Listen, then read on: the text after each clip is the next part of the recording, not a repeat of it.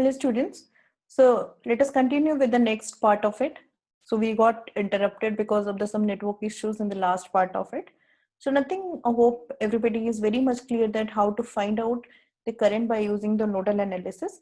So I am, for your example, for your reference, I'm going to take another example over here. So this is a circuit. I'm solving almost all the circuits by using nodal analysis, and I'm leaving the task for you to do it on your own for loop rule by using. So this is 6 ohm, this is 10 ohm, and this is 3 volt. So the battery is connected like this. Circuit is complex looking like, but we are going to solve it very easily. So this one is 4.5 volt. Of course, we are not going to decide that who is parallel and who is series over here.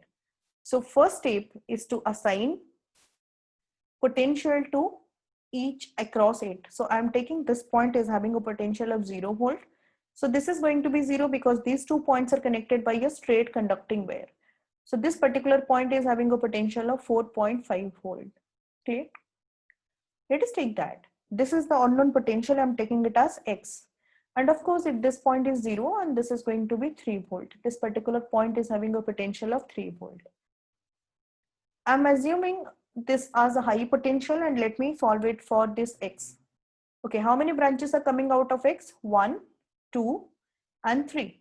So I'm going to write X minus 4.5 divided by 3 plus X minus 0 by 6 plus X minus 3 by 10 should be equal to 0.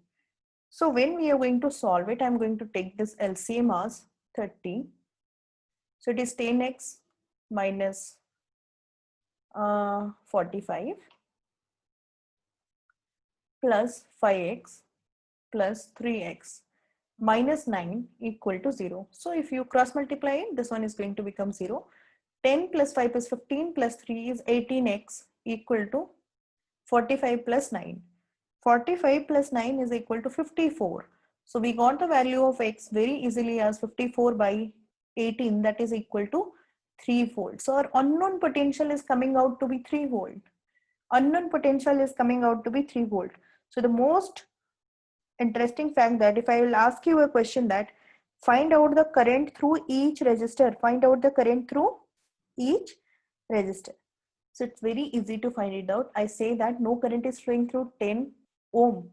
So I can write down the current through 3 ohm is equal to, as we know that current through 3 ohm will come from this end to this end because this is at a higher potential. So it is 4.5 minus 3 divided by 3. So 1.5 by 3. So 1.5 by 3 is 15 by 30.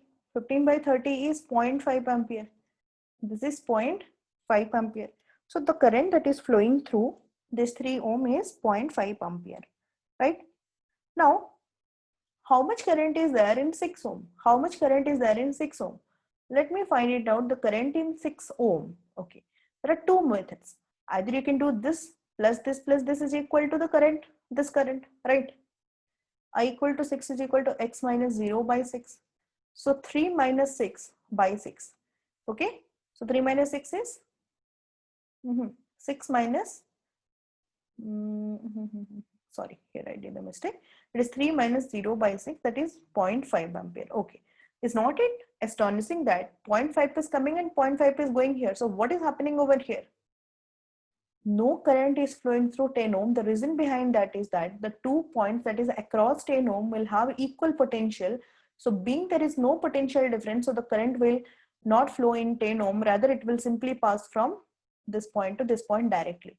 So the current that is passing through 6 ohm is equal to 0.5 ampere, right?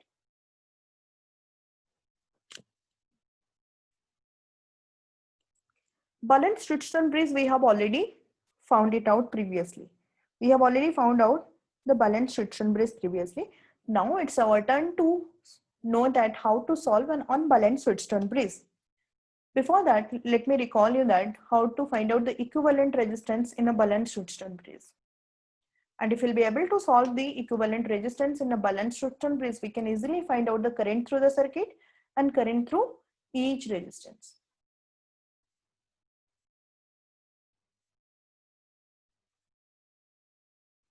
I'm taking a very simple circuit over here for balanced Wheatstone bridge.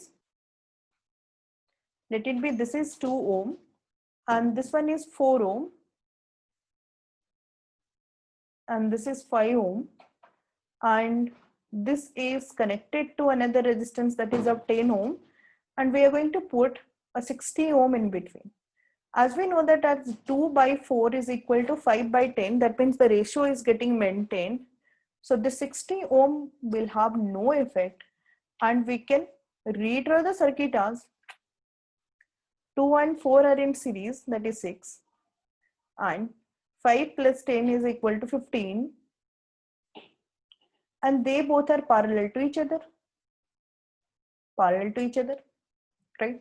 So R equivalent between point A and B, I can directly write down as 6 ohm is in parallel with 15 ohm, that is equal to 6 into 15 divided by 6 plus 15, 90 upon 21 ohm, 90 upon 21 ohm, that is 30 by 7 ohm, right? This is easy because this one is balanced Wheatstone bridge.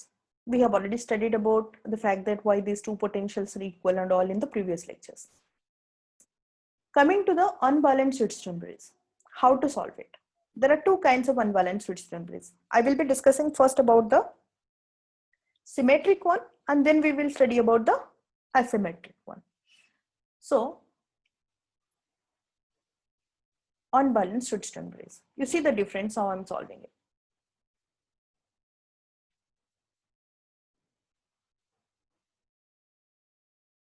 Wheatstone bridge. I say this point is this resistance is of 5 ohm.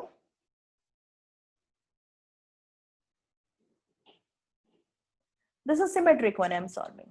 You can understand that why it is a symmetric one.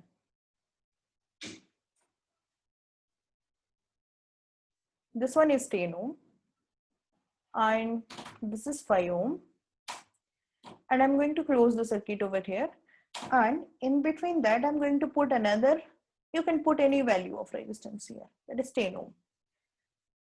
Question is very simple. Question is asked you that find out the equivalent resistance. Okay, so if you don't know that how to solve it, what you will start to do, you'll be writing this point as A, this point as B, this point is C and D. So we'll start writing AB and CD. Now A to C we have 5, then C to B you have 10, then again A to D it is 10, then it is 5, and this is 10. But again, you do not have any clue that how to solve it, right? So there is a particular peculiar method that we use to solve this kind of circuit, right? What is the method? Take any value of battery and connect it across A and B. I am taking a battery of having a potential of or EMF of 100 volt. You can take it as for 200 volt, you can take it for 300, 400, that does not matter, you will be getting the same answer. Okay. If I say that let it be 5 ampere current is going, let it be 5 ampere current is going, and by looking at this resistance, I say 1 ampere is going through 5 ohm, and out of 5, 3 is going here and 2 is going here because it has smaller resistance, so more current will go. But when it will come out, here we should get 5 ampere, yes or no? We should get 5 ampere here also. Okay, if 5 ohm is having the ability to hold a current of 3 ampere, here also it should have a current of 3 ampere, and 10 ohm will have 2 ampere. So one thing is very clear to all of us that whatever be the current is going in this, the same amount of current will flow here. So if I say that I amount of current is going through the circuit, let I is the total amount of current and I1 is the current here. So this I1 will come here also. Similarly, if it carries a current of I2, here also it is I2. We don't know anything about that, how much current is passing through it, right? That we can find out. My main motto is to find out that what is the equivalent resistance. If anyhow I'll be able to find out the total current that is passing through the circuit, and I can divide it with the EMF that has been produced between A and B, I'll be able to find out the equivalent resistance. So I can simply write down R equivalent is equal to 100 volt divided by I. So my main aim is to find out the total current I. So for that, what I have to do? I have to use, either you use loop rule or you use junction rule. I always prefer to use junction rule, and it is better for you to solve it by nodal analysis. I'm going to name these points having some potential. Okay, let this point D will have a potential of X. I'm going to use another pen.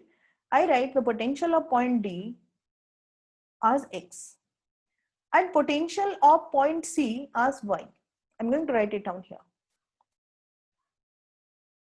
Okay, there are two unknowns. But if it is a symmetric circuit, it's quite easy for us to solve it, because see, this point is having a potential of 0 volt. Let's take a very, okay. This point having a potential of 0 volt and this one is having a potential of 100 volt. We will do it once, other things you can do it instantly. If I write X minus 0, for look at this 5 ohm and 5 ohm here. Can't I write X minus 0 is equal to 5 times of I? 1, yes. Potential difference is equal to Ri. Similarly, for this part, you can write X minus 0 equal to 5 by 1. Here you can write 100 minus Y is equal to 5 by 1. This is my equation 2. So can't we equate both the equation? If we equate both the equation, it will become X minus 0 is equal to 100 minus Y. So Y can also be represented as 100 minus X. See, soon as I am going to replacing Y as 100 minus X, then I got a very easy equation. I'm going to get it, right? So this is going to be 100 minus X, but this is a symmetric circuit. So I did it like this. Y is equal to 100 minus X. Now I'll be solving it for junction X. Now let us use our method to solve it for junction X. So I'm going to write it for junction X at X. Nodal analysis for X. Let's do it for nodal analysis for X.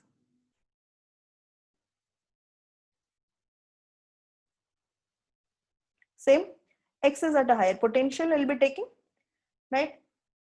X minus 0 equal to X minus 0 divided by 5. I'm writing it for this one first. Then plus X minus Y, and Y is already replaced as 100 minus X divided by 10 plus X minus 100, this side, X minus 100. Even though we know that the current is coming here, still we are going to consider it as a higher potential, because for the easiness of the calculation, is equal to 0.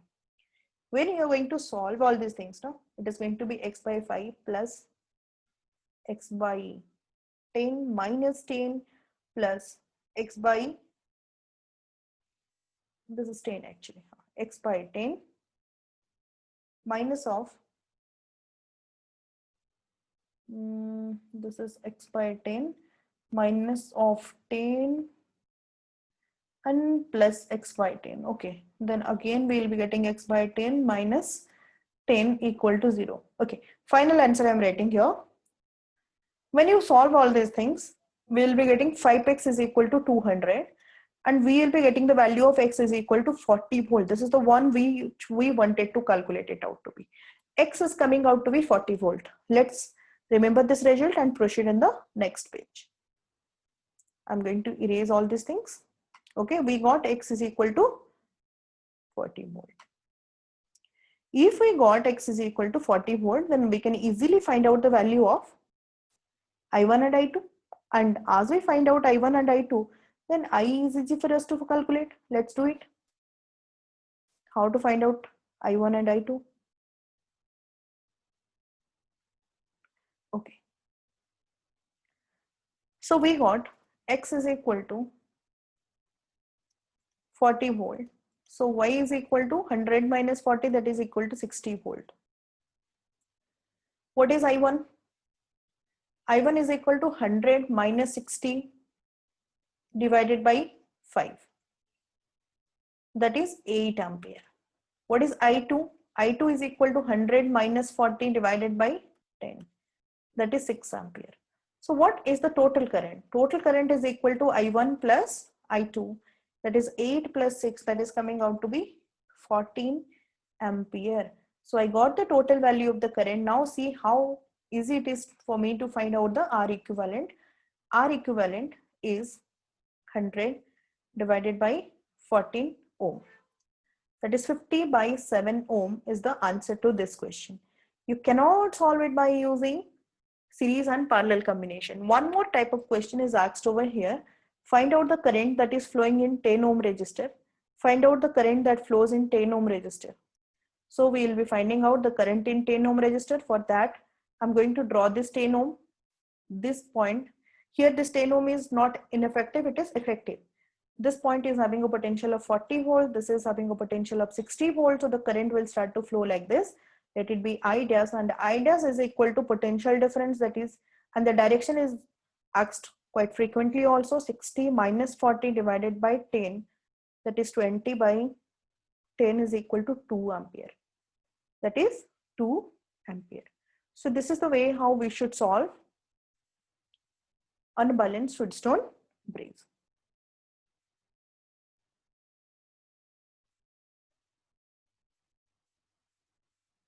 So in the next lecture, I'm going to discuss a set of problems that includes the combination of the batteries also, and